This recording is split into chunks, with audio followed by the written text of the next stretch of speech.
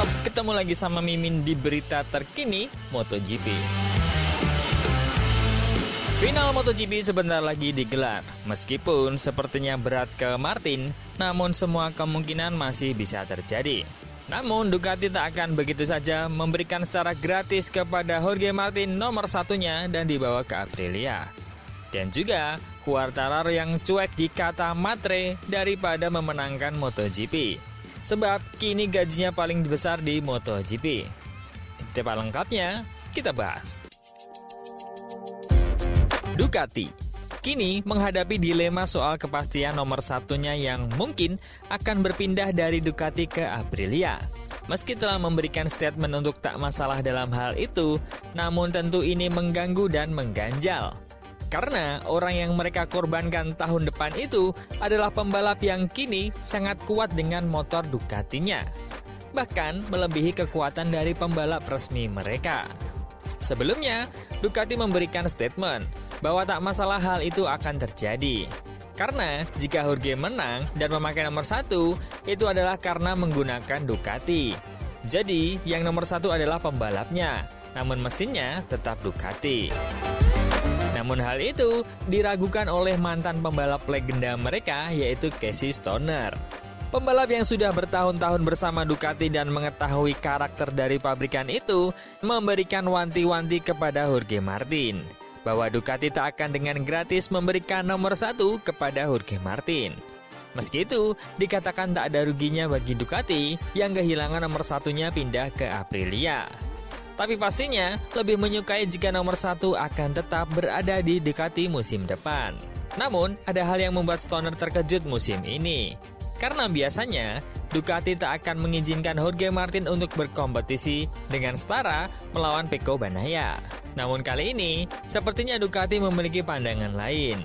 Tapi hal itu tetap menjadikan sebuah hal yang aneh bagi Stoner, yang mengatakan Ducati sebetulnya ingin memastikan nomor satunya tetap di pabrikan. Namun, mereka tak bisa membuat keputusan yang berbeda setelah memutuskan untuk memberikan spek yang sama antara Pecco dan juga Martin. Jorge telah menunjukkan kemampuannya dan terus berkembang. Dia layak memenangkan kejuaraan dunia. Bagi Ducati, ini akan menjadi pukulan yang berat karena kehilangan dia tahun depan. Tapi saya pikir lebih dari itu bagi Jorge Martin. Karena telah menghabiskan tahun-tahun ini dengan setia kepada merek tersebut dan telah melakukan upaya yang luar biasa untuk menjadi satu-satunya yang mampu bertarung dengan Pecco Bagnaia untuk memenangkan balapan dan kejuaraan. Dan dia kehilangan kesempatan untuk naik ke tim pabrikan dan saya rasa ini tidak adil. Tapi sayangnya, begitulah cara kerja Ducati dan itulah mengapa mereka kehilangan begitu banyak pembalap. Anda harus meninggalkan motor terbaik, tapi Anda tidak hanya membalap untuk uang. Anda membalap demi hasrat dan kesenangan. Ketika Anda memiliki orang-orang yang dengan mudahnya meninggalkan Anda akan menemukan motivasi dan pergi ke tempat yang lain. Berita kedua, Quartararo selama ini bungkam soal kesepakatannya yang membuatnya bertahan di Yamaha. Dan banyak yang menilai itu hanya karena uang. Kalau di Indonesia, mungkin bahasanya adalah mata duitan. Dan kali ini mungkin sudah gerak dan akhirnya Quartararo memberikan keterangan terhadap hal itu. Apakah uang hal yang tabu dalam olahraga? Itu bukan untuk Fabio Quartararo. Pembalap asal Prancis itu menjelaskan kontraknya dengan Yamaha, langsung menjawab pertanyaan tentang aspek finansial dari keputusannya. Dalam sebuah wawancara, Quartararo menjelaskan bahwa uang memang memberikan bobot dirinya ketika melakukan perpanjangan kontrak dengan pabrikan Jepang tersebut. Dalam wawancara, belak-belakan, Fabio Quartararo secara terbuka membahas situasinya di Yamaha. Melihat pembaruan kontraknya yang menjadikan salah satu pembalap dengan bayaran tertinggi di MotoGP adalah sebuah topik sensitif yang tidak segan-segan dia dekati dengan jujur. Quartararo mengatakan, "Saya benar-benar tidak peduli karena saya tahu apa yang saya pikirkan, saya tahu apa yang saya lakukan, dan saya tidak akan berbohong." Quartararo menekankan meski aspek finansial berperan dalam keputusannya, namun itu bukan satu-satunya kriteria yang perlu dipertimbangkan. Tentu saja hal itu berpengaruh dalam keputusan saya, tapi itu sama sekali bukan kriteria utama saya. Tapi mengapa saya berbohong dan mengatakan bahwa saya tidak menghargai segalanya?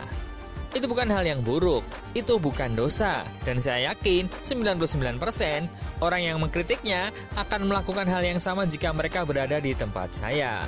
Menanggapi kritik yang melingkupinya, pilot Prancis itu tidak berbasa-basi. Saya paham kalau mereka mengkritik, tapi sebenarnya saya tidak peduli dengan kritik tersebut. Pernyataan tersebut menunjukkan tekad Fabio Quartararo untuk tetap fokus pada performanya di lintasan tanpa terganggu oleh opini luar. Menjelang berakhirnya musim, Quartararo nampak siap menghadapi tantangan ke depan, menunjukkan dukungannya kepada timnya. Komitmennya terhadap Yamaha tetap jelas, dan tujuannya adalah mengoptimalkan performa di level tertinggi. Terlebih, Yamaha dinilai sudah mengancam Aprilia. Grand Prix Malaysia menandai titik balik bagi Yamaha. Setelah musim 2024 yang sulit, tim Garputala tersebut menunjukkan tanda-tanda menggembirakan di Sepang.